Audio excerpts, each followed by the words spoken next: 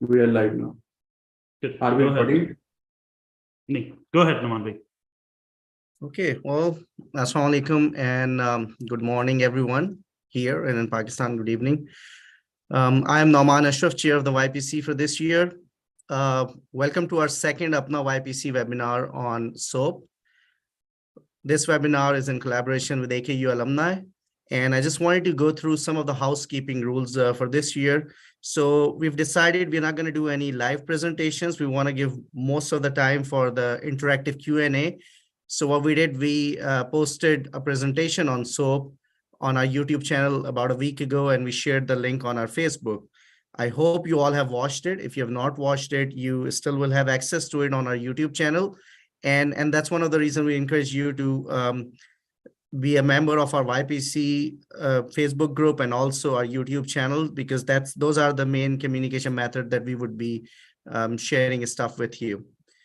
We will take some live questions on Zoom, and for that we will request you, if you want to come live, please have the professional attire and your camera on. So those are some of the requirements, and then we'll be happy to take you live. But if you can't do that, you're traveling or something, you just cannot come on camera, then you can always type your questions in the comment box on YouTube. So that's the only method right now. You won't be able to put anything in Zoom chat. So go to our YouTube page, and then over there you can type up the questions in the comment section. Our moderator for the session is Dr. Ruba Fahim. She's a neurologist at Salem Health, Oregon. Dr. Ruba has been very active with YPC for a number of years now, and she has done this excellent presentation for you already. That's on YouTube. So now I'll have Ruba to take it from here. Thank you. Assalamualaikum. I hope everyone's doing well. I know that काफी tension होगी अभी, given the fact that we've just got a couple of weeks to go, inshallah. Not even a couple of weeks. And so, keep your nerves under control. Try to do the best that you can as far as keeping your cool. It's easier said than done. Magar, we've all been through this process. Some of us have been able to get through on the first go. Some of us have not. And I think this is geared more towards that aspect. Jo bhi hoga, usme, I'm a firm believer in miracles. I am a firm believer in, having faith. And so I think that's what takes us places as well. So, keep your cool. We're here to help you. And God forbid, agar khuda na khasta, it does not work out this year. There are always ways. So, focus on the positive, and inshallah, we'll be able to see you succeed in the future. So, with that, I'd like to introduce our panelists for today. We've got Dr. Abdul Wahid. He's the Program Director for Family Medicine at Wellspan Good Samaritan. Assalamu alaikum, Dr. Wahid. Ji, assalamu alaikum. Thank you for having me here. Then we've got Dr. Mariam Zulfikar, who is the Chief Resident at the University of Mississippi for neurology. Mariam and I go back a long way. So, she's a dear friend. And we look forward to talking to her about her journey. Assalamu alaikum, Mariam. I think she's joining in about 5 minutes. Okay. All right. And then we have Dr. Asim Ansari, who is in a transitional year program. And I do not know him personally, so I'm not sure, what he's transitioning into, but I'm sure he can enlighten us with that. Assalamu alaikum, Asim. Wa alaikum salam. Inshallah, I'll be transitioning into psychiatry. It's a pleasure to be here. Thank you for having me on. All right. So with that, I'd like to open up the panel for questions, since this is more of a question-based session today. I hope that aap sabne hamari presentation review kar li hogi and you've had enough time to go over it. And we're hoping to have a very good, very thorough, interactive session. So with that, I'd like to start taking questions, please. Rupa, do you want to give the panelists like 2 minutes each to see if they have any pearls to share before we go into questions? Absolutely. So, you know, if any of us would like to share their experience, if we've been through SOAP, I know some of us have. So if you guys would like to chime in and, you know, give us your pearls, we would all appreciate it.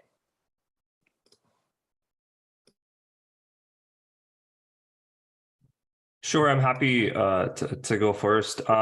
First off, agar March 13th ko email aaye ke unfortunately you haven't matched, the number one thing to do is ghabrana nahi hai. And you can prepare for that by having a support system in place. So pehle se, if you have any friends, family, jo bhi you feel will be able to help you out on two levels, ek logistically and ek mentally. Have them prepared ke mujhe maybe aapki March 14th se leke March 17th tak madad chahiye hogi. For two reasons. Mentally, obviously, you know, you want that support, you feel like a failure. So the number one thing to do is when you go unmatched, let the entire world know that you have gone unmatched, and you will be surprised at the amount of support you will receive.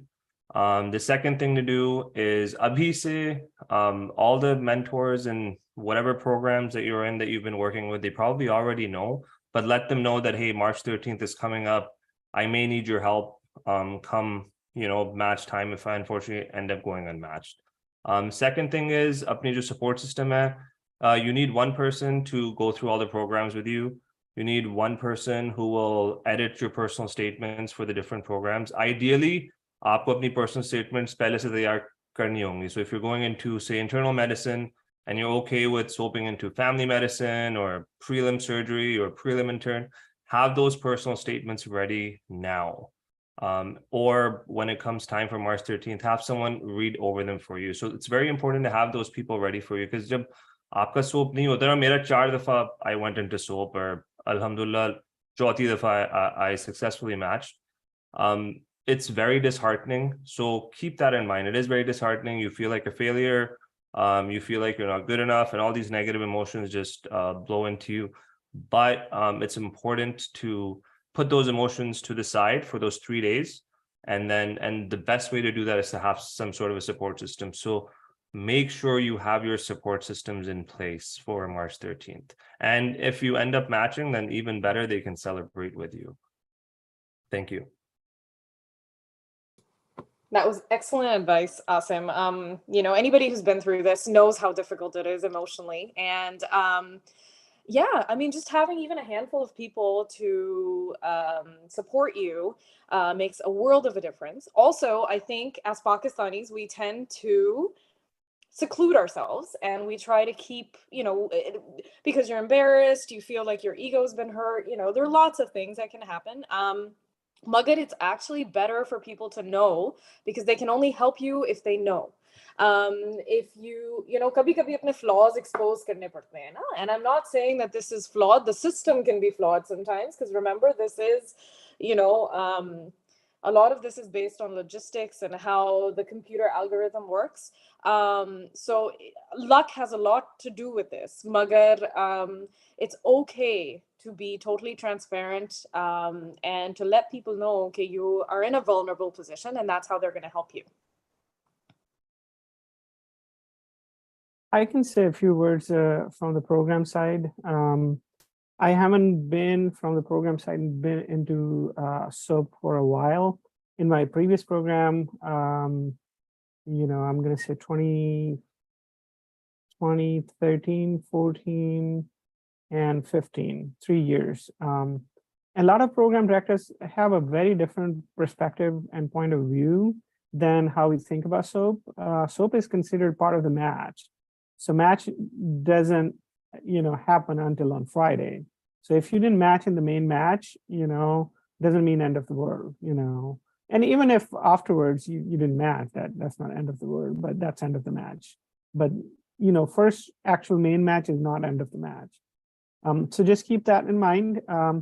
Some program directors actually now have positions filled through the SOAP better than, through the main match. And they keep that as a strategy in their pocket. And, Aruba's presentation is an excellent resource. I'm sure you've all, watched that, so I won't go into more tips about that. But from the program's perspective, what happens is, you have to look for programs who have the tendency to go unmatched or not match, or even those who match, but they have a tendency to take international graduates. Programs who keep this as a strategy, some of them, they're looking for a specific demographic or specific characteristics. For example, some programs, they're looking for US grads and they don't match in the main match, and they're looking for what they call diamonds in the rough, right? And that's their strategy to do that. And you don't want to waste time, trying to apply there. The application process is still the same. The only difference between the main match and the SOAP is that in the SOAP, the applicants don't put in preference list. It's actually the programs make almost like they make the offer. And there are 4 rounds, and each round they're going to make offers. So you have to be ready in the same sense as you did for the main match. You got to have your documents ready. You got to have your support system ready. And some programs actually, since this is like sort of high stake and quick action, use that almost like a team building effort. I remember like first time back in my previous program, my program director, myself, and a couple other faculty, we just camped in a small place, and we were just going through piles and piles of applications, calling people for interviews and all that. And it was a great team building activity. Actually, you didn't have to go to a retreat to a park outside. So again, use this opportunity for a positive outcome. And emotions are there, but you got to look at your support system.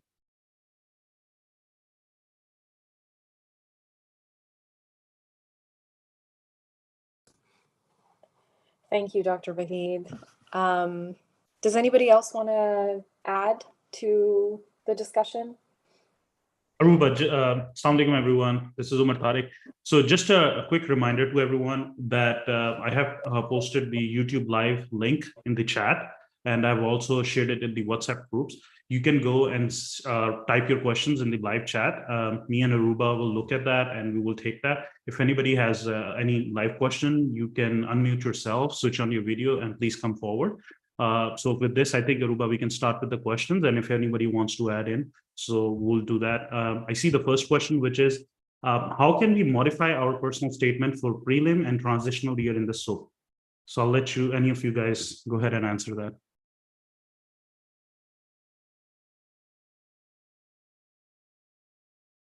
I don't think you have to modify it too much, or वो depend करता है आप कौन से programs आपकी जो original personal statement है किस specialty की है. So if you're applying to transitional year में क्या होता है कि you essentially rotate through all the different specialties. You'll do internal medicine, you'll do emergency, pediatrics, OBGYN, family medicine, and a couple of electives that you choose in pediatrics.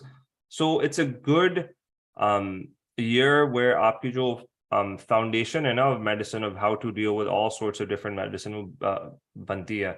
So at the end of your personal statement, you can just switch some of it. Instead of saying all my experiences would be really good for example for surgery, you can switch it around and just say that a transitional year will help strengthen my foundation in medicine. It will prepare me better for whatever specialty I'm going into next.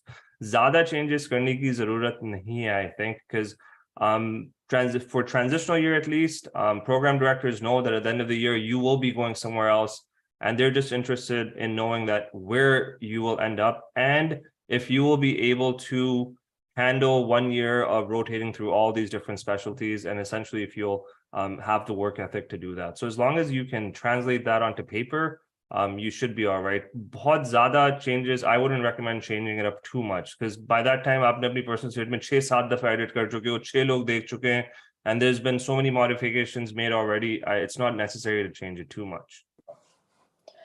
I would like to add, though, that if you have partially matched, like I did, the first time I applied. So if you've matched into an advanced program, but you haven't matched into a prelim, I would have that as the headline of your personal statement, because there is no other way for programs to know कि आपका actually advanced placement कहीं हो चुकी है.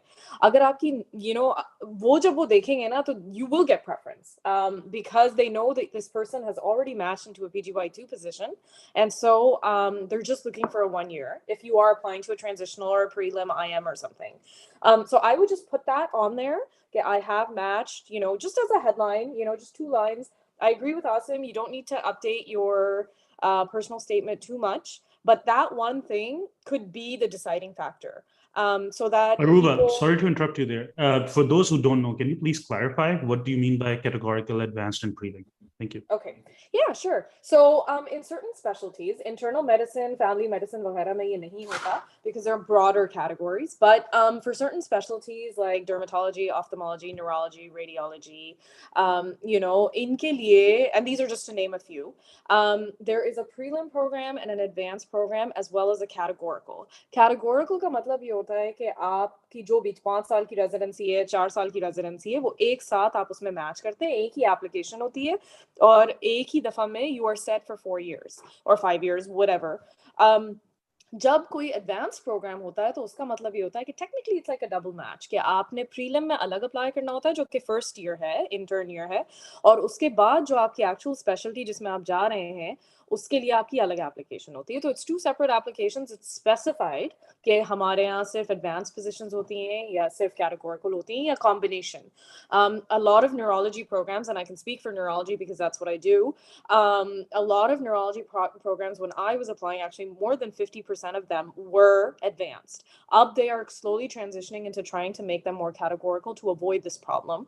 And so उसमें फिर ये होता है कि ये ऐसा भी है, ऐसे भी programs हैं जिसमें 4 positions categorical होंगी मगर 2 advanced होंगी. And so ये इसीलिए मैंने आपको शायद presentation में coding system भी दिया था, क्योंकि उसमें अगर A होता है at the end of the program code, that tells us that it's advanced. अगर P होता है तो that tells us कि it's prelim, and अगर categorical है तो C होता है. और आपको पता चल जाएगा जब वो email आएगी 13th को इंशाल्लाह कि किस हद तक आपका मैच हुआ है. पार्शली मैच हुए हैं आप सिर्फ एडवांस्ड में या सिर्फ प्रीलिम में. ऐसा भी होता है कि सिर्फ प्रीलिम में आप मैच हुए और एडवांस्ड में नहीं हुआ, तो फिर you're only open to those specialties and you can participate in SOAP that way. Yeah, so that would be the synopsis of what the programs entail. Aruba Baji, Mariam is also here in case you want to introduce her and see if she has anything to add. Hello. So just to add to a few things on the same personal statement matter, I applied to the same specialty for neurology. So I did not change anything in my personal statement. I just did the same personal statement and applied to the same specialties. At that time, just to cater the question for advanced and prelim, I was only looking for categorical programs. So I did not have to modify any statements, nor there were any positions open for advanced at that time anyways. But since I had it in my mind that I was just going to apply for categorical, so I didn't have to change any personal statement, I basically submitted the same one to other programs. Thank you for that, Mariam, and thanks for joining us. I have a quick question for Dr. Waheed, as he's been through the match. Dr. Waheed, when it comes to the SOAP, aapne kaha na ki it's like a war room, aap ek kamre mein band hai and you're making calls and doing all this, everything's very frantic. How important is the personal statement during SOAP? How much importance do you as a program director give to it?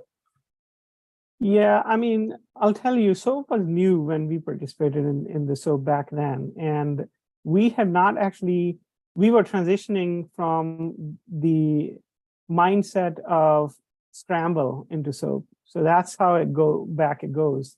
I haven't been through the SOAP over the past 7 years, like 5 years in my current program.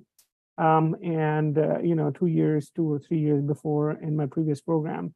But if you ask me now what I am preparing in my program, for the match week, hopefully, inshallah, like we're going to match. We have a very solid list, and I'm not looking to be in the SOAP. But if need be, I have a team of 4 or 5 faculty myself, 2 coordinators, and our offices are next to each other, and we have things set up. We have about 18 spots that we have fixed for interviewing.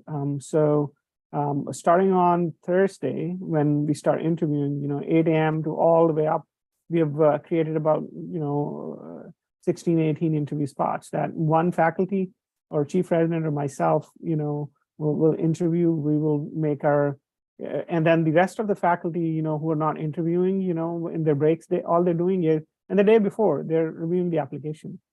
And our process is going to be exactly mirroring what we did in our in the match. In the match, we have score for personal statement, for letters of recommendation, USMLE scores, and then interviews. The only difference is that here, instead of 4 interviews, we're going to have 2 interviews. And then the 40% of the score that we have for the interviews will be distributed. So each interview will have more stronger sort of weightage in our matrix. And we're going to use the same matrix in order to avoid gestalt, like sort of feeling, okay, I like this person, I'm just going to get in. That's almost like what I call a scramble mindset. And we have an approach we call finding our fit. And we have described our fit in terms of defining the rubrics. Who are the residents we want? One of our basic things is that any resident who comes to our program has to bring value.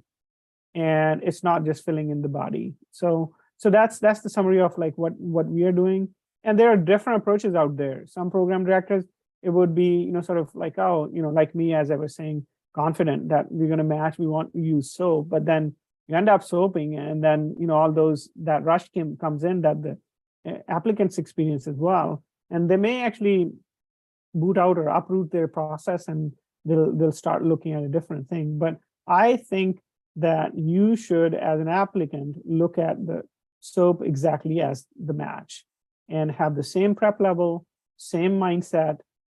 Each part of your application is as important as it would be in the match. Thank you.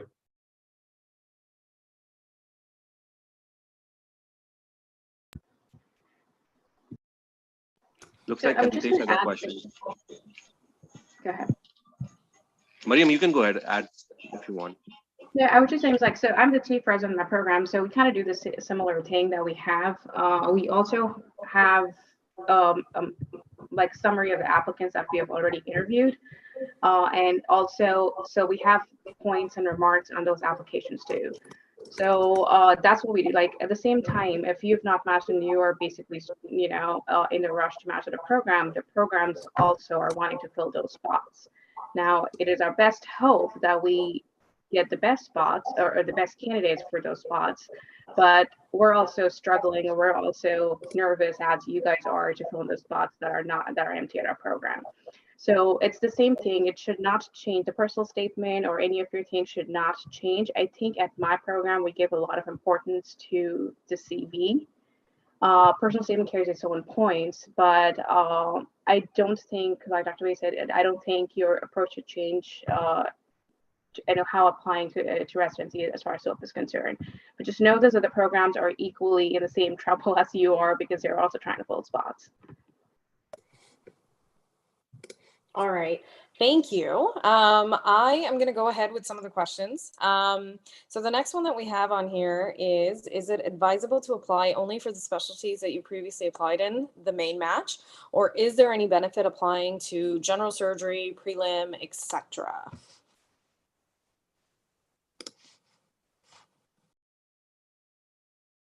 I think the first question you have to ask yourself is, will you be happy applying to that specialty for the next 4 or 5, 3, however many years there are? I think that's the question you have to ask yourself. And if you think you will be able to, then by all means, go ahead and apply to it. But if you will think that you'll be miserable, then don't do it. Residency is hard. It's taxing. So be aware of what specialties you're applying to and if you'll be able to go through with it. I think at this point also visa considerations is a significant part of this. I believe the rules have changed around for what ECFMG allows for J1 sponsorship. So for instance, if you've matched into a prelim, I think previously mere zamane mein ye hota tha, and I feel so ancient saying this, but mere zamane mein ye hota tha ki agar aapne PGY1 kisi prelim mein ya transitional mein aapka ho gaya, you can apply again. Let's say you don't match into your desired specialty, ya categorical match nahi hota aapka, because what a lot of people do is they will try to get into a prelim spot, and once you're in a prelim spot, you're kind of in the system already, and so it becomes easier. You've established some contacts, maybe even within the program there may be new positions that open up with more funding, etc. And so pehle ye kaha jata tha ki bas ghus jao, or bas you can change your specialty later. However, it's a little bit trickier now. So, for instance, getting into a prelim surgery spot, it's a very grueling year. It's not a piece of cake. You're going to go through a variety of emotions. It's going to be physically taxing. And then at the end of it, now you have more surgical experience than you do medical experience. Is that something that's going to benefit you for the specialty that you want to go into? Also, again, coming back to the visa sponsorship issue, I do not believe एक से ज़्यादा मर्तबा वो आपके J1 को इस तरह reinstate करेंगे. So, I mean, and correct me if I'm wrong, but as far as I know, I think there was a new ruling that was released either last year or the year before, where they said that bar you are not allowed to do an intern year. So you have to be very sure of what you get into, because if you're then going, I mean, transitional year keeps your options open. Prelim IM to a certain degree can keep your options open, but prelim surgery, it's a very dedicated field that you're getting into. So unless aapke visa issues nahi hai aur aap green card holder hain, or you're a US citizen or something, I think that's going to be tricky. So you do have to be in tune with what you want to do later in life and how you want to proceed. I would just go ahead, Nwandi. Yeah, just wanted to add something. So like there are specialty be sort of similar, like say internal medicine, family medicine, in terms of your practice scope. If you are looking at say private practice, so you can go to that track afterwards. As Aruba was saying, like surgery would be totally different and grueling year. But if you apply to either of those, just make sure your document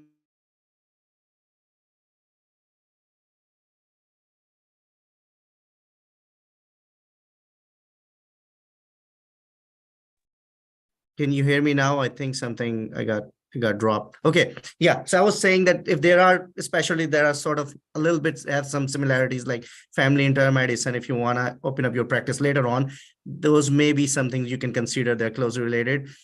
Just make sure your documents match your personal statement, your letter recommendation. So that becomes one of the issues because everybody's rushing during the SOAP time. And so make sure you assign the appropriate documents to the program that you're applying to.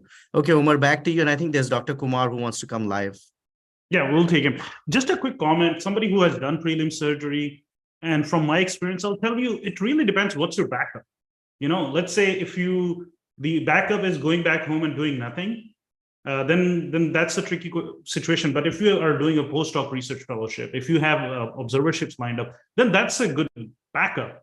For a lot of people, the issue is their backup is nothing. In that case, what really helps is that this 1 year of prelim surgery can count as a US clinical experience. Of course, it is not as good as US clinical experience in medicine, but it is still something. So I have known a lot of people who have done prelim surgery to get into medicine. And next year when they applied, they were able to match into neurology, internal medicine, radiology, neurosurgery as IMGs. Just because of that. And yes, there is this thing, the limitation that you cannot do multiple prelims. So you can only do one. When you do one, the next year, if you match into surgery, you start your categorical. You cannot do 2 or 3 prelims and then, go into prelim surgery, your categorical surgery. If you do 3 prelim surgeries, then now you have to start as a PGY2 or PGY3. So just be mindful that you can do this the prelim surgery route once. The only reason the prelim surgery was recommended because it has a lot of unfilled slots.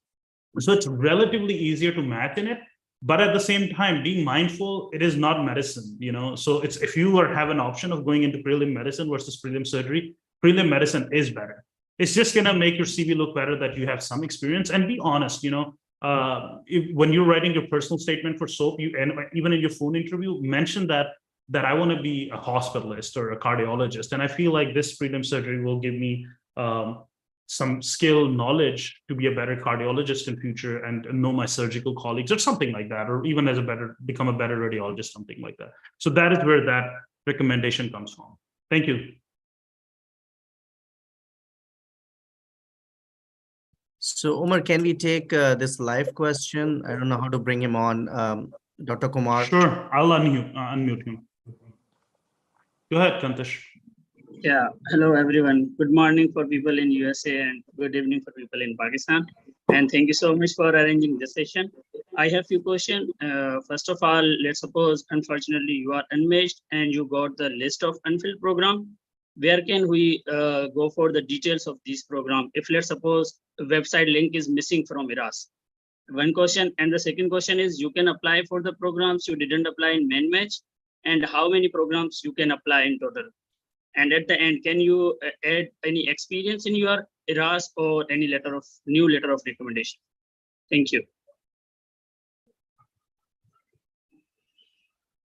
I can take up 2 points out of your question. Your question, how would you find these programs?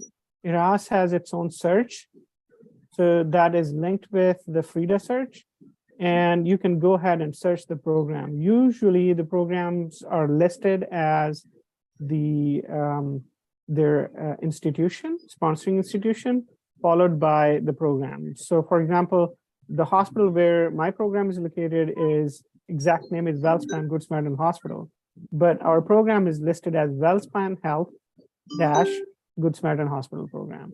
So you have to kind of search that under the IRAS. IRAS will be able to take you on that. So that's not a difficult process. If you're looking for further information, if the link in FRIDA doesn't work, FRIDA has its own things. If the link is less than 75 characters, a special link that the IT folks create, and if that is not there, many times the links get broken. And I had to really kind of emphasize to our IT to get that 75 character link on there. So what you can do is you can Google them and go it from that way. It's not hard. But make sure you know the programs. So I covered the 2 parts. I forget what are the third thing that I wanted to comment on. It's like my attention span is getting limited. Kantish, if you want to find out which programs ended up not filling and are part of the SOAP, you have to go to the NRMP website, and the NRMP, when they send you the email which says that you haven't matched, they also provide a link and instructions on how to access all the programs which are unfilled, and you will be able to access them that way. I think it gives you an hour or 2 after the email comes out before you can access that list. You cannot share that list with anyone else. Only people who go unmatched are able to access that list through their NRMP login. You can download it as a PDF, I think, or you can, I'm not sure, I think so. And every round, that list will get changed. So every round of SOAP, I think there's 3 or 4 rounds of SOAP, that list will change and will keep getting shorter and shorter and shorter. So, but to access the unmatched program list, you have to go on the NRMP website just to take a look at who went matched and unmatched. I would also emphasize one more point that just Aswan just said is not to share that list with anyone. You're not supposed to contact the programs directly unless you hear from the program. Your only way of contacting the programs is by applying to the program. And you want to be sure before you apply to the program, you know the program. And even if you know someone in the program, if it is a trusted person, you can talk to that person. It's some friend, you have a friend in the program, you can talk to that friend, but officially do not contact the programs. You never know how the program takes it. Majority of the program directors and programs, they're busy in their own thing, they're very forgiving, but there could be one odd program person out there who would say this is, match NRMP code of conduct violation, I'm just going to report it, and you don't want to get into trouble. And I from the match for that. तो आपने अपने chances limit नहीं करने, बढ़ाने. So with that, I hope we answered your questions. Did we clarify? I think he also asked about if we can assign different documents to the programs. It's the same thing as you apply the main match. You will have to reassign all the new documents that you do to each individual programs. Yeah, you can't change your CV, I think, but you can change the letter of recs, essentially, in the personal statement. So those are the two modifiable factors that you can change around and so. Correct. And he asked about the limit. Is there any limit on applying the programs? As far as I know, there are 45 applications that can go out in total. And so whether you choose to do them in one go, alag alag karke, my preference, and I think this is where one of the next questions comes in as well, okay, is it better to apply to 10 programs per round? I would personally suggest it is a first come first serve basis. So I would apply to all programs, or maybe just reserve a handful if you're unsure about their details or their requirements. मगर ज़्यादातर आपको शुरू में ही भेज देनी चाहिए. आखिर के लिए wait ना करें या 10 करके ना करें, because you will notice that they start, those people, they start matching people really fast, because of course program को भी ज़रूरत है आपकी. My and maybe Dr. Vahid can weigh in on this if there is a different strategy, but my personal strategy would be to apply to as many as you can in the first go. I totally endorse what you said, Aruba. I think go ahead and apply. You should have tentative lists in your head already. You should know a lot of the programs in your specialty that you applied already. This is your work you can do between now and then. By Monday, you should have some groundwork done. You got a week and a half, 2 weeks to work on this.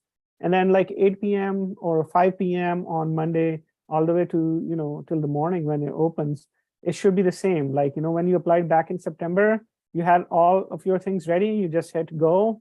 And before the programs open, programs should have your application there. And that's how you maximize your chances.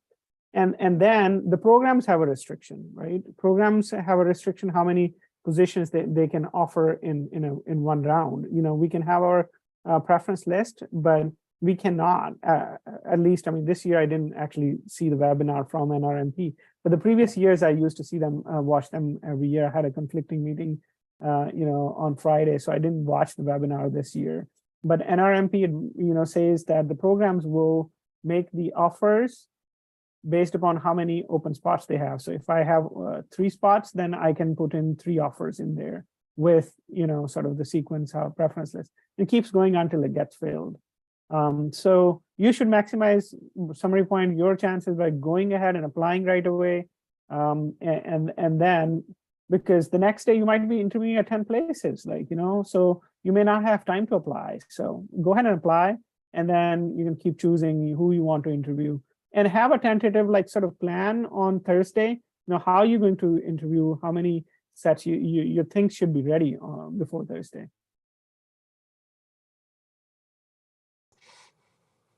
Okay, so next question.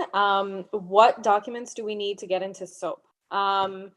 I don't think you need any other documents to get into SOAP. If you were registered with the ERAS or with NRMP, you automatically qualify if you have not matched or if you have partially matched. So I don't think you need any additional documents. However, अगर आपने ERAS के through apply नहीं किया था, because there are lots of programs जो ERAS में नहीं होते, और अगर आपने नहीं किया था ERAS में apply at all, तो फिर you can pay, I believe it was a $99 fee or something that you can pay, and you can be a part of the SOAP cycle. But I believe the deadline for that has probably passed. Correct me if I'm wrong, and I'm sure all of this information is available on the website, but as far as additional documentation is concerned, I don't think you need any more. Yeah, it usually asks you a question, both on program side and both on the applicant side. Would you like to participate in SOAP in case of getting unfilled or unmatched? And if you opt in, it's an opt-in process. It's not opt-out. It's not automatic. But if you didn't opt in, then you're considered SOAP ineligible person, right? And similarly, the programs that didn't opt in, they're considered SOAP ineligible programs. So there is if you look at the timeline, there is a mark where the SOAP ineligible applicants can contact the SOAP ineligible programs, right? So, and that runs parallel but separate from the SOAP.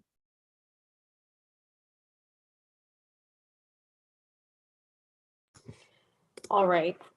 Next question. We're going to try to get through all of these. Hi, is there any advantage of having a US phone number for the SOAP, considering that many programs reach out via phone?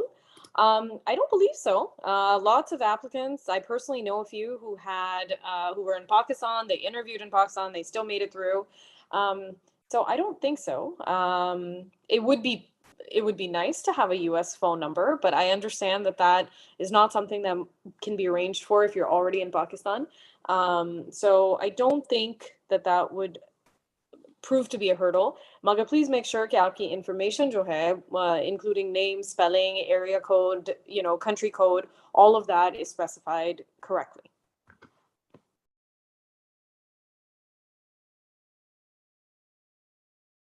I personally have a slightly different take. I would say and encourage, if you can have a US number, that would be beneficial. But if you don't, it may not put you in a lot of disadvantage. But I can tell you, if some program directors, they ask their coordinator to call this person, it may not go straightforward. You can have other things, you can have your Zoom ID or a Zoom meeting link passed on. But if you don't have the number, or whether you have the number, I think paying attention to the email is going to be very important. And so that's one of the key things. Okay, we also have a question. I agree with Dr. Reed. Sorry, Rupa.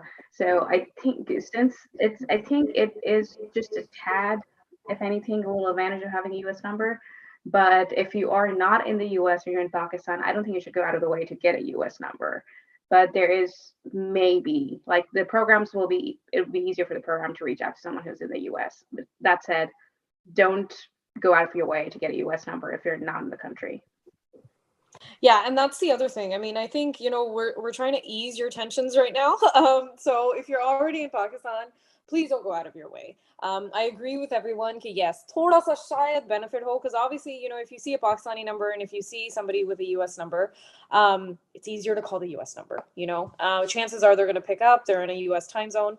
Magar, at this point, we don't want you to freak out over this. So agar nahi hai, to Allah malik hai. Magar, make sure everything else is correct. Aruba, just a quick comment. You can get a free Google number, just in case if you want to know. Google, just take a Google number. It's like Skype. You don't have to pay anything. Everybody can get it.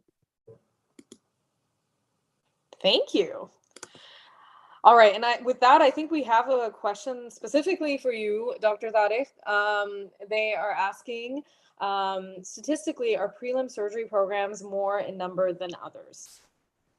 So basically, it's not that they are more in numbers. It's just they typically go unfilled because everybody knows how relatively toxic the prelim surgery is. So, it's just they have a very high rate of going unmatched, anywhere between 40 to 60%. And a lot of them get filled in SOAP. So the likelihood of matching in SOAP in prelim surgery is much higher than, let's say, radiology or categorical medicine. So personally, historically, my recommendation has been to apply at least in 10 prelim surgery programs in addition, as a backup, in addition to your categorical programs. Let's say if you don't get any offer to match into your categorical program, then those 10 prelim surgeries, they can act as a backup, and that gives you something. But it also depends what's your backup if you don't get matched. If you have a postdoctoral research lined up in the specialty of your choice and you feel confident about next year, then it's a very different situation as compared to not having to do anything and just sitting back home. So it really depends on what's your personal situation. Thank you, Ruba. And I think we have some, I see some hand raised, so we can probably take Hamama. I'm sorry if I pronounced your name incorrectly. Go ahead. Assalamu alaikum. No, you pronounced it exactly right. So it's okay. Thank you so much for arranging this webinar. I just had a question about some tricky visa situation. As Dr. Fahim, she was mentioning something about the policies of the ECFMG.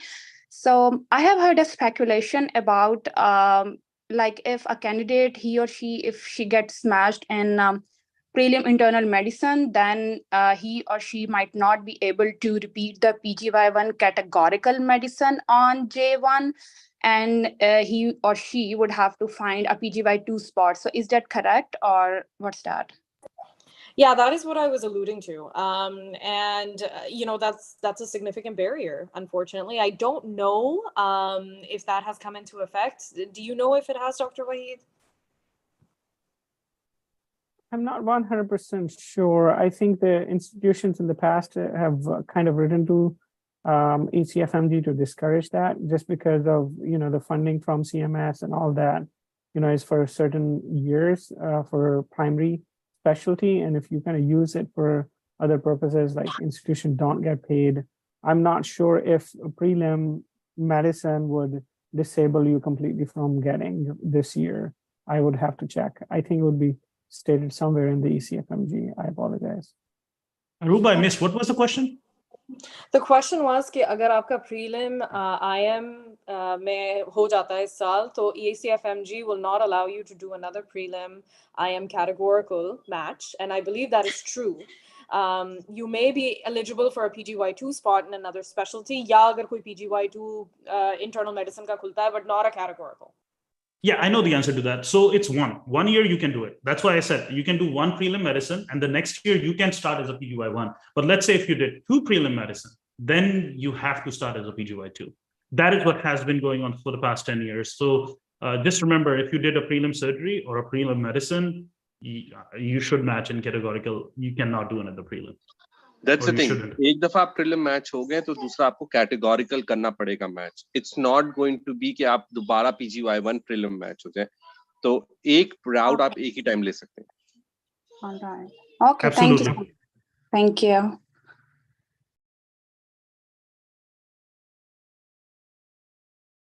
Acha ji. So then we have a question. Okay, should we contact the SOAP programs before 13th March, let them know about our preference? You know, some programs are synonymous for going unmatched. I still don't think you should contact them. And that is, you know, you don't want to jeopardize your position in any way. So kya pata is saal is the, you know, is the match that they do match. तो खामखा क्यों आप अपने आप को, you know, ऐसी position में डाल रहे हैं? You should know your preferences and you should have an eye out for those programs. मगर पहले से मेरे ख्याल में contact करना जो है, it might jeopardize things. So I would not vouch for that. Yeah, it's like saying, यार तुम्हारा तो इस साल होना नहीं है, मेरा भी नहीं होना, तो मुझे ले लेना सोप में. So it doesn't come off very good. These 10 days is my quiet period, so I want to be left alone. I'll tell you that. All right. And so coming to the next question, should we apply to the programs we already applied to in the main match in the same specialty if we did not hear from them in the main match? So I'm a little confused by this. I guess we could take it both ways. Same specialty for sure. If you are very gung-ho about doing what you want to do, then go for it. If it is the same program and if it has gone unmatched, I don't think there's any harm. They may not have reached out to you at that time. You know, they are trying to match as well. So I've even heard of programs jinko pehle they weren't sponsoring visas and they made exceptions because they had so many unfilled positions and they were trying to get residents in. So I don't think you should limit yourself with that. Aruba, quick comment. Go ahead, Gulrez. No, that was not me. That was somebody else. Yeah, that was me. Go ahead, yeah, please. I would just say कि अगर आपने उस program में apply किया है and they go unmatched and you had an interview from that program during the regular season, it means that they DNR'd you, which means they did not rank you. So in that case, I would think twice. There's probably a reason why they didn't rank you. And their match lists usually go down to 100, 115, 20, whatever it is. So अगर आप उन top 120 में नहीं है and they didn't rank you at all, then I would think twice about applying to that same program. You could probably use your token wisely elsewhere where someone would actually want you. There's probably a reason why they DNR'd you. So just a quick comment, guys. I have been keeping an tab of IMGs, the entire match process for the past 10, 11 years. And I'm going to say something relatively controversial. This year, I think in general, IMGs have gotten much less number of interviews than American grads. In the past, people with those scores and CV who were getting 10 interviews, I think they have only gotten like 3 interviews or 4 interviews. So I foresee a lot more IMGs going into SOAP this year than in the past years. So make sure you do your homework. And then I also see a lot of programs. What happened because of Zoom was there, right? So American grads were not really canceling their interviews. They were taking as many interviews as they can because I could just interview from the comfort of my house, and I could do 50 interviews as compared to before. And one interview was like anywhere between $1,500 to $2,000. So now I'm like, okay, well, I don't have to pay anything to do an interview, so I'll do 50, 60 interviews. What it did was that IMGs in general are getting much less interviews. So now when programs go into SOAP, they will realize a lot of programs will go unfilled. So what I'm emphasizing is just be mindful that it is possible that the program might not have even interviewed you or might not have ranked you because they had a lot of AMGs. But it is possible that they realized they had 8 or 10 empty slots. So now, just keep that in mind. And the likelihood of you matching in IMGs as an IMG in SOAP, I think is much higher this year than all the previous years. And also the likelihood of you going unmatched is also unfortunately higher. And last thing is, if you got 2 to 3 interviews, don't lose hope. That is probably as good as 8 to 10 interviews in the past. In general, the number of interviews IMGs got has significantly gone down this year. Thank you. I'm just going to add a little thing to the question that was asked before. If you can apply to the same program that you interviewed in the main match and they're in SOAP again. Just a little different take. I think you should, because that does not, if you have not matched and the program has not matched, that does not necessarily mean that they DNR'd you. The reason that we use DNR in our program is like, we do not want this in our program at all. But there are other candidates that we don't rank, not because they had a red flag or anything, but because we only submitted a list of 20 candidates or 25 candidates. So I would say that you definitely apply to those programs, even if you apply the main match, they didn't match, you didn't match. I think you should definitely apply to those programs. I matched at a program that I didn't apply to in the actual match cycle, but they were open in SOAP, and I matched to this, I interviewed at those programs and I matched in one of those. So that's the other way to go around that. You can certainly apply to those programs that you did not apply to in the main match and SOAP. I'm going to say a couple of words on that. Family medicine, if I tell you what I see on family medicine director's listserv, and what I've seen, most of the time, if they did not rank you, then most likely they're not going to call you back. So you may want to spend your energies at different spot and different place. And that was the same point, look at the programs who specifically, this is specifically for family medicine. If you had programs who have history of going unmatched in the past and then filling in the SOAP, that's probably their strategy. And if in their, demographics, if you look at their current residents and past residents there, you don't see many IMGs, you may want to spend your energy at other place than that program. Having said that, limit of 45, if you can't find enough programs and you're there, make use of those 45 spots, apply all of them. You don't have to limit there. But if you have 45 programs which kind of fit your criteria, go ahead and try to leave them. So your preference is actually at the time of application, and not because you're not going to have option, of ranking the programs. And so your ranking is actually at the time of application. And I'll just add a word to what Asim was saying, use your token wisely. So make a list of those. Again, it's very hard. It's a bottleneck match process. We all hope we get matched, but we have to prepare for the SOAP. And that's why having those groups where people have the list, that's fine. And going through the programs in your discipline, If there are any new program that were new this year to the match process, keep an eye on them. There's a highly likelihood they're going to go unmatched, and you want to apply there if you did not apply, because you probably did not know about these programs. They just were accredited, and then they went through the match. A lot of people don't know about them, and a lot of people don't keep them as their first choice. So they may have had the interview there, but again, everybody wants to go to a stable program the first go in their rank order list. So those programs may go unmatched, and just have that list ready, and maybe probably use your token wisely to apply to those. Thank you, Numan.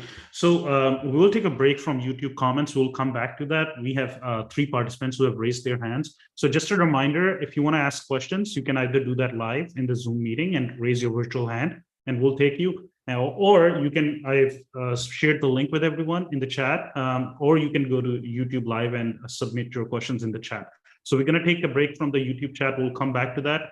We have 3 participants, Prakash, Vajani, Nabiha, and Rashmi. So we'll take questions from each one of you in that order. So Prakash, starting with you, I'll request if you can unmute yourself and switch on your video and ask your question. Hello, everyone. I hope everyone is doing great, and thank you so much for arranging the webinar.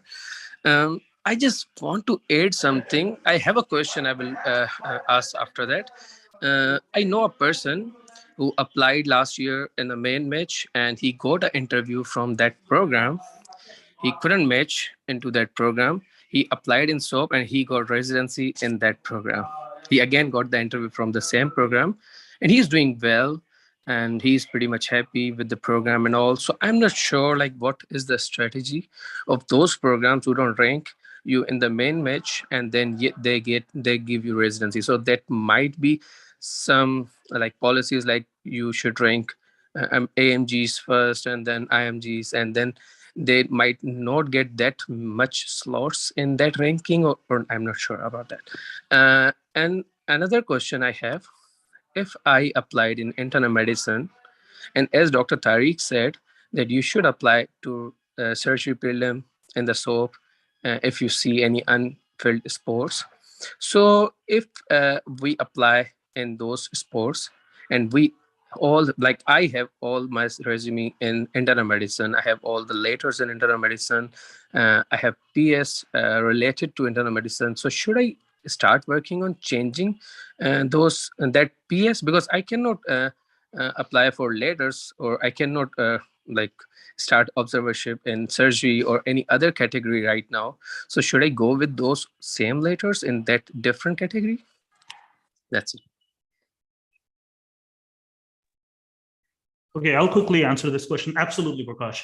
So from what I've seen, and I've seen people match into prelim surgery, honesty, your honesty is very important. Be very honest, tell them that what your long-term goal is, why you're doing this. And most of the surgery PDs understand that. That's all, just tell them, and make sure you change that in your personal statement somewhere at the end where you talk about what your long-term goals are. Over there, just mention that, your long-term goal is not to be a surgeon, but to be a radiologist or a medicine doctor or whatever. And I was going to be a radiologist. So I shared that I think my 1 year of surgery will help me become a better interventional radiologist or a better radiologist. I have seen people who went unmatched, and they mentioned that my long-term goal is to be an interventional cardiologist, to be a hospitalist. And I think I will be able to better consult my surgical colleagues, understand their point of view better if I spend this 1 year working in prelim surgery rather than not doing anything else significant. But again, I'll mention, if you have something good lined up, just weigh your pros and cons. And if anybody else has any take, I'll let them answer that, and then we will move to Nabia. Thank you. I totally agree and endorse what you said.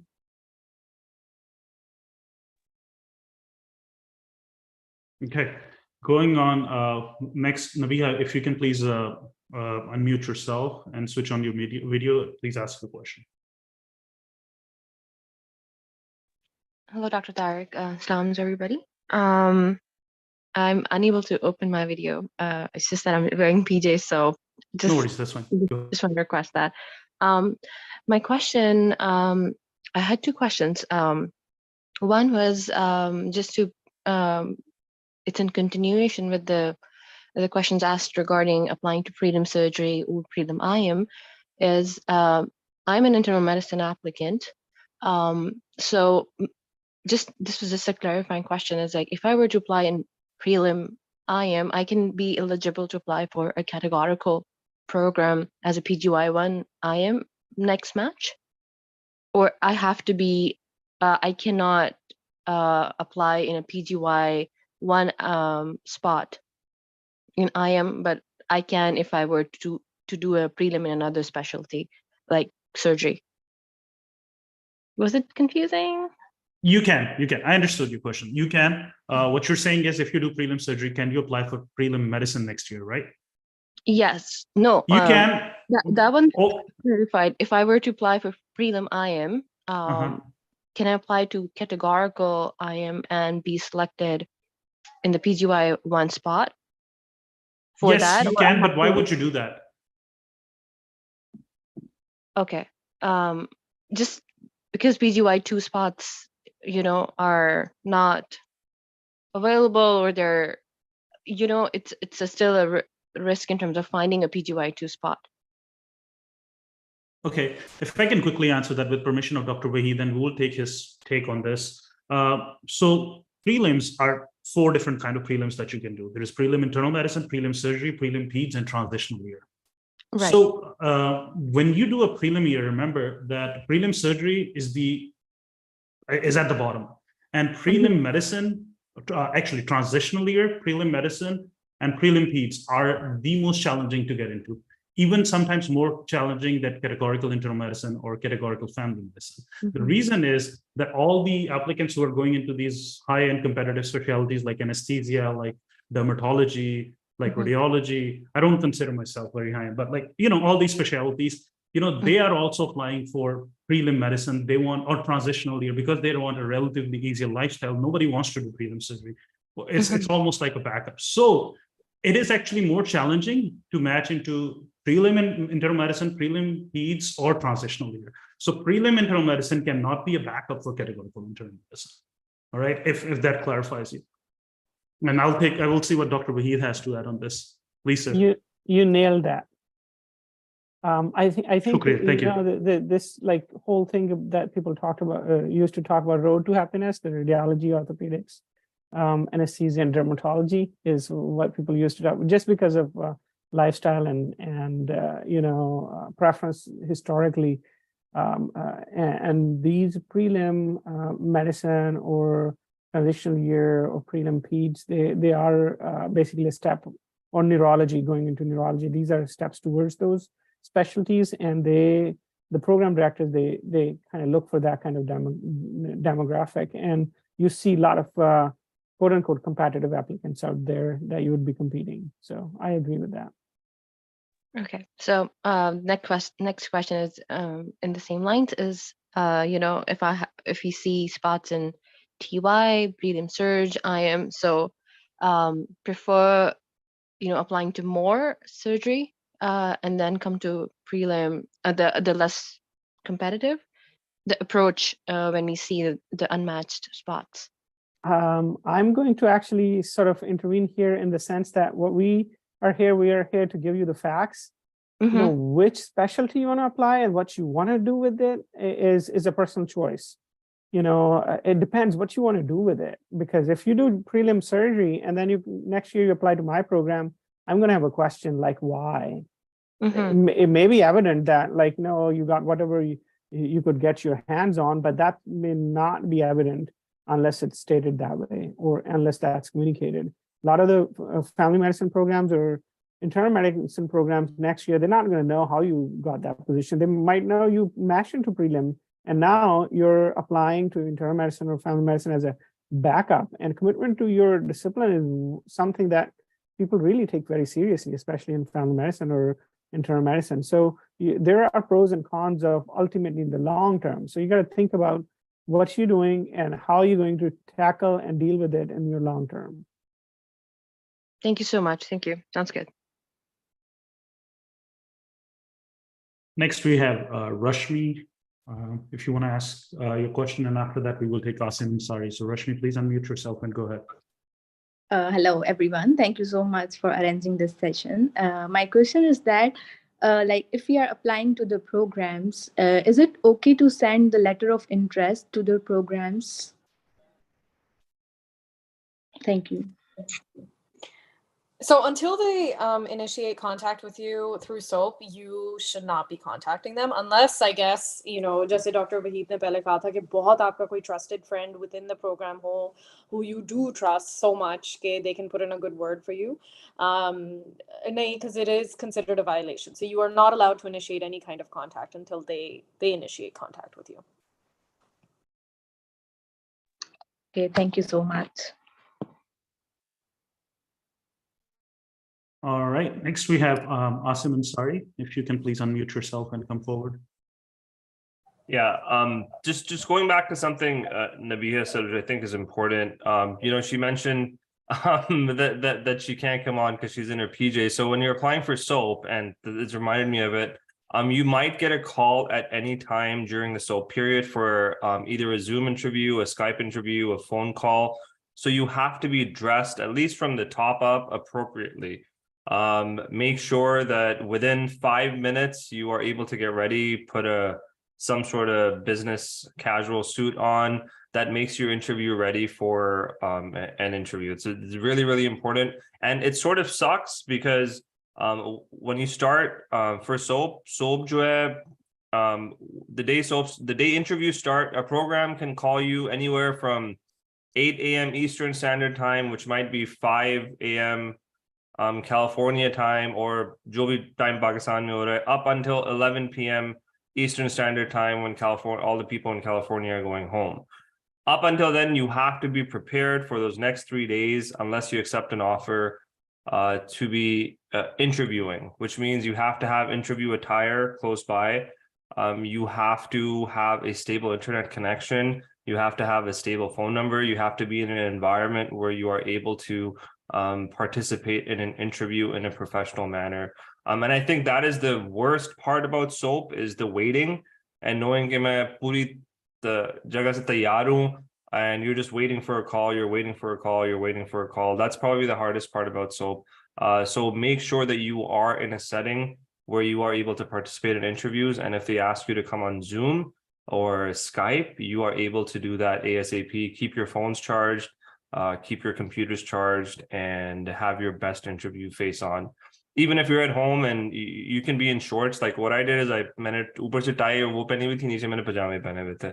But I was ready in the event that I had an interview. Luckily, मेरा सिर्फ phone interview था, so I didn't have to present myself. But you have to be ready, because there's lots of instances where programs will be like, hey, can you just come on for a quick 5 minutes on Skype so you can chat? So be prepared for that. Thank you. Thank you, Asim. And just a quick comment, guys. I'm also in my PJs, but you can't see it.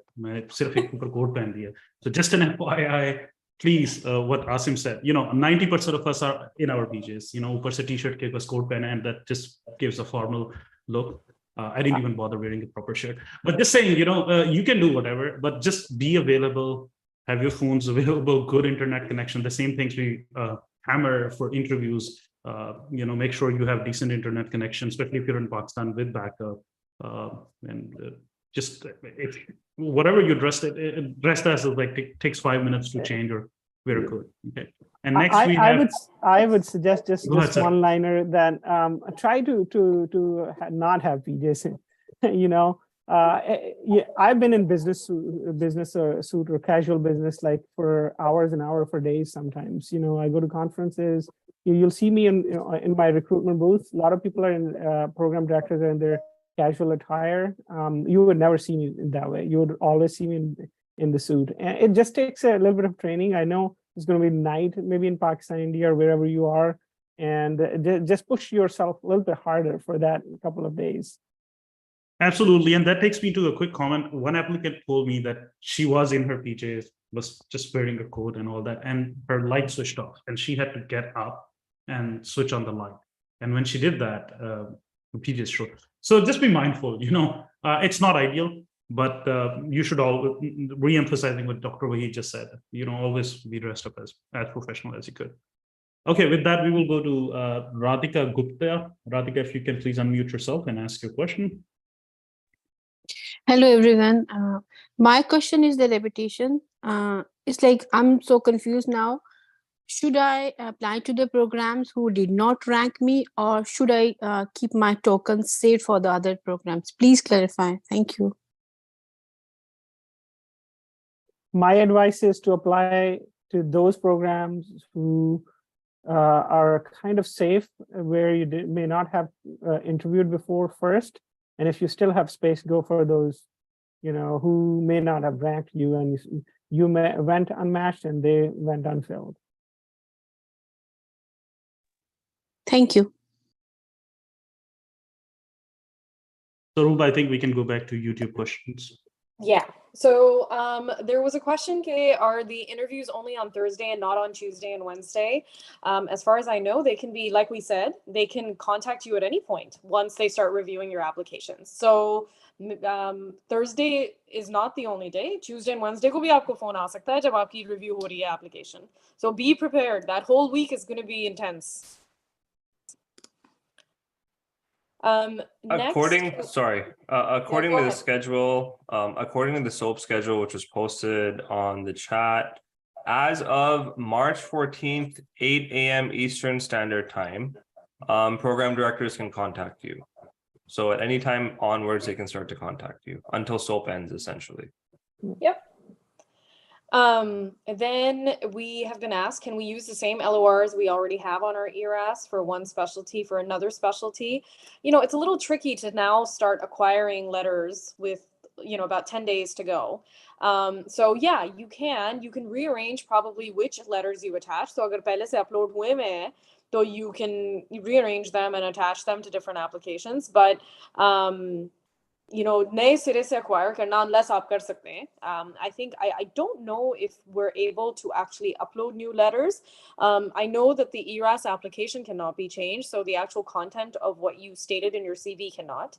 But yes, you can attach different letters. For instance, when I was applying to neurology, I had some really good letters from medicine as well, and since it's a subfield of that, I did attach my medicine letters, and so you most certainly can.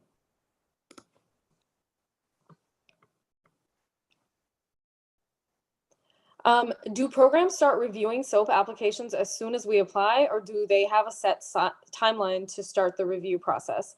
I think this was highlighted in the presentation, and Dr. Waheed might be able to answer that. I think as soon as it's open to them, they're able to, if I'm not wrong. The programs cannot see the application until late evening on, I believe, on Monday, late evening, Monday or Tuesday. I sort of confused that. Let me look at it. I had it in front of me.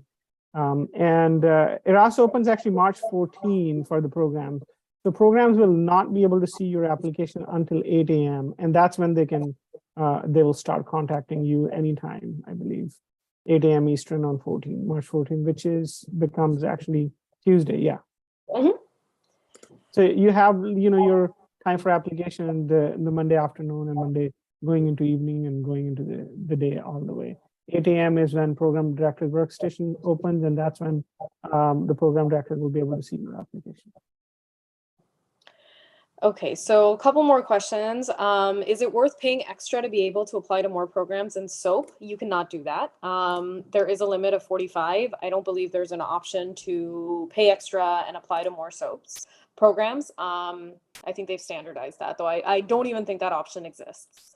Then the other question that we have is, does a program use an attempt SCS as a filter in the main match or SOAP?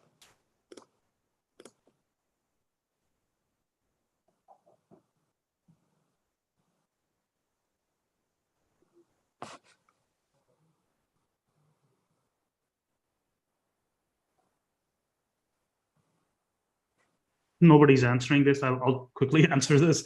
It really depends, and it varies from specialty to specialty and program to program. There are certain specialties like pathology and radiology and some others where they don't really value, or used to value. CS is finished now, but they didn't really used to value CS that much as compared to, let's say, medicine, family medicine, or surgery. So it really, and then, every PD has his own opinion. There are some PDs who take CS, who value CS a lot. There are others who think that there are doctors who could not be good actors, and it's an awkward scenario to act playing a doctor. So thankfully CS is over. I failed my CS, but everybody who interviewed me mentioned that or I don't know if they really meant it or they did that just to make me feel better. But they all told me, "Oh, CS is a horrible exam. Don't worry about it. Your CV speaks the rest. You're a great candidate, and we don't really value CS." But a lot of PDs look at CS failure very seriously. So it is really variable. I don't think there is one policy or one thing that we can answer yes or no. It is very Thank you. program dependent, like Dr. Tariq said. One way to figure out if that program takes CS or the other exam, the OET, is just by going on their website and checking what their program requirements are for applying. That can potentially save you a token, and you can apply to another program if you. So always research your programs before you spend your token on them. Those 45 tokens you have are extremely, extremely valuable. Make sure you check out each program's program requirements before applying, because programs don't really change their recommendations, like their filters too much when it comes to SOAP either. And yeah, that was actually one of the next questions. Do they have filters for year of graduation and scores for SOAP applications too? And I don't think they deviate very much from their original plan, unless of course, and this is again, very program dependent. If they're very desperate, if they've gone unmatched in more than 50%, I have seen some programs make exceptions to that rule, to certain statements, but overall, zyada change nahi karte.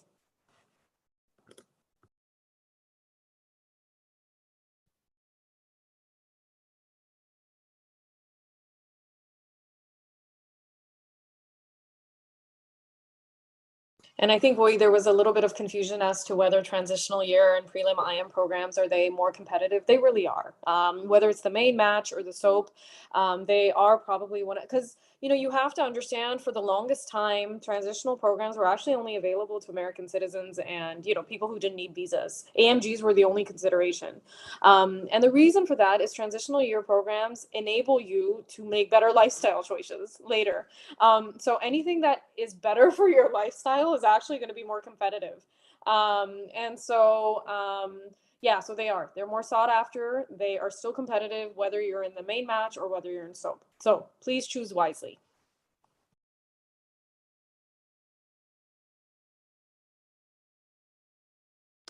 Do we have any other questions? We have surpassed our 60 minutes. I know you guys are riling to ask more. So if we can take a couple more and then wrap things up.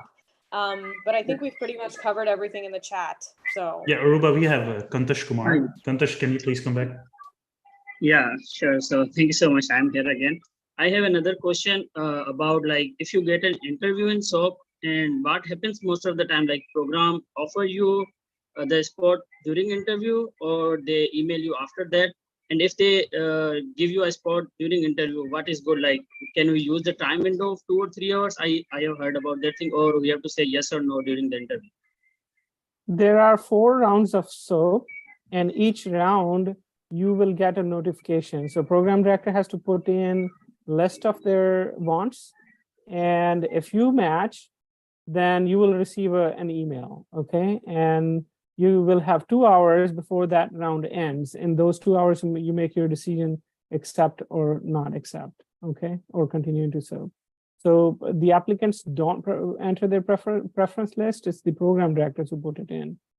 So please take a look at the published timeline for the match and SOAP, and make yourself familiar.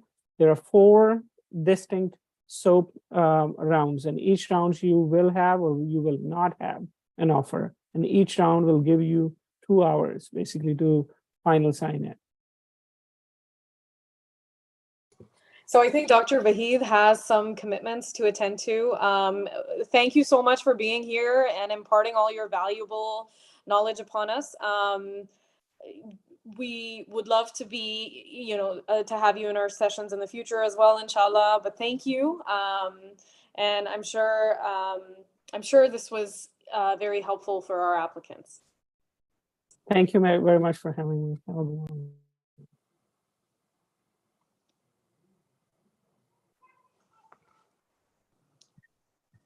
Do we have any more questions, or this is the time when we? There's a couple of questions. how much time do we have before SOAP starts to research programs?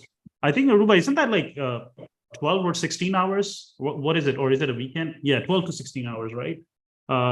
And then there's a last question. Does emergency medicine give a prelim transitional spot? No, not to the best of my knowledge. I think it's only, like I said, prelim surgery, prelim medicine, prelim peds and a transitional year.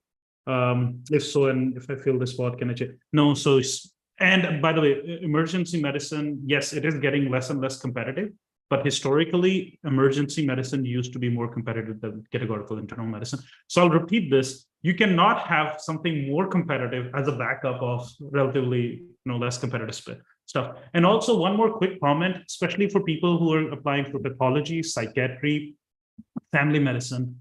Yes, we say that these are relatively less competitive specialties, but very important comment. For all these specialties, it's actually very challenging to match in these specialties if your CV shows that you're an internal medicine candidate. You have to show your specialty specific commitment towards psychiatry, pathology, emergency medicine. So these specialties, unless you don't have that, your research, your observerships, all your work is in internal medicine, then you won't even get an interview.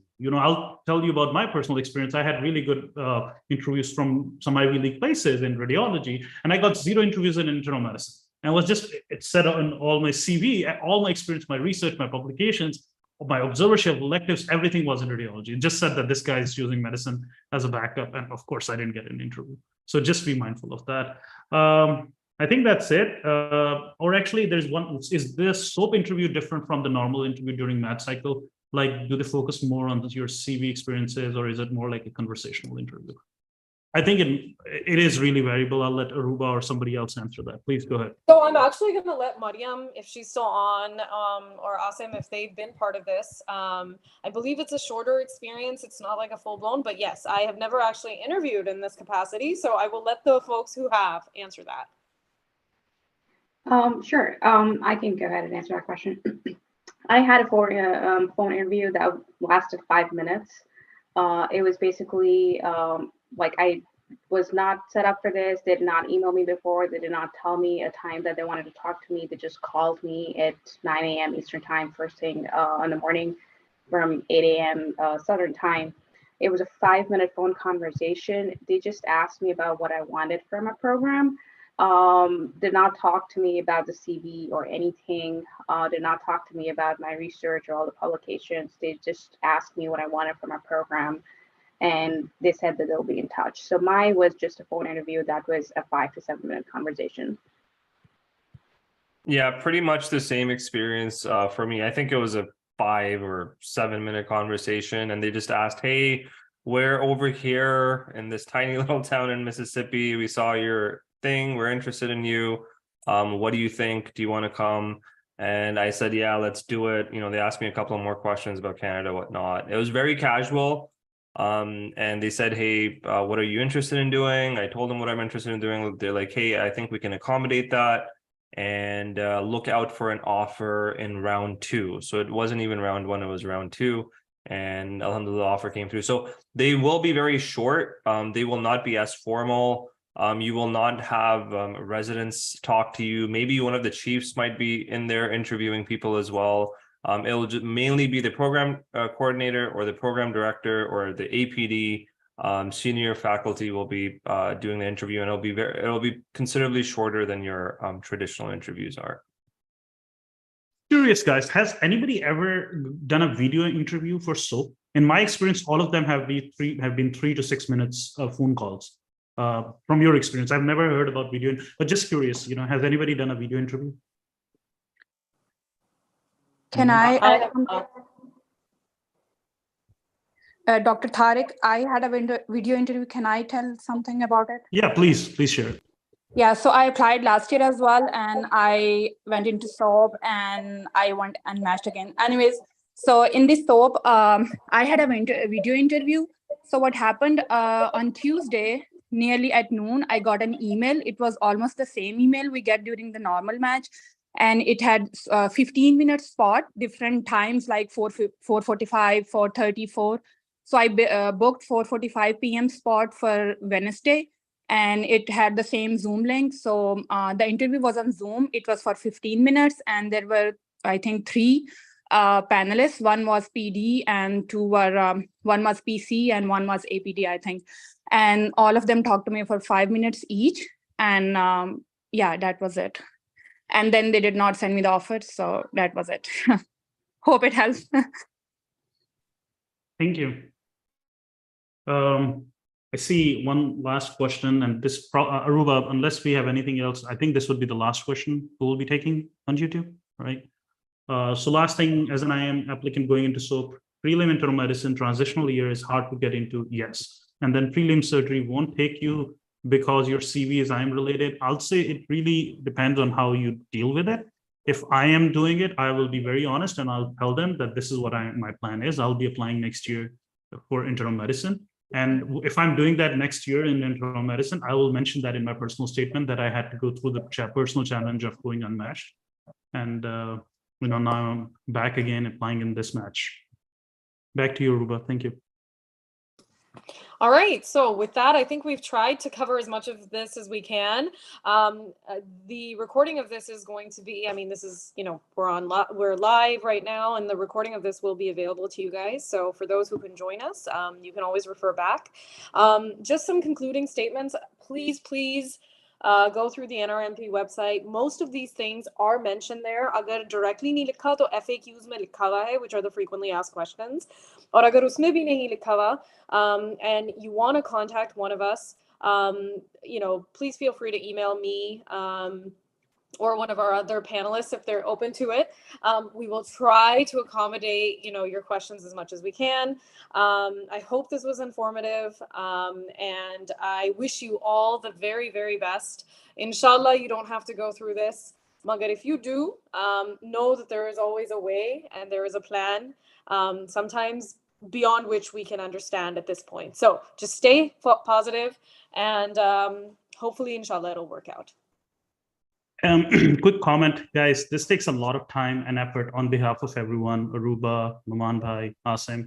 We're all taking out our Sunday morning and doing this. We just request each one of you to subscribe to our Apna YouTube channel, give our videos a thumbs up. That just helps us monetize this channel, and we can probably utilize more resources to make more educational videos like that. Thank you.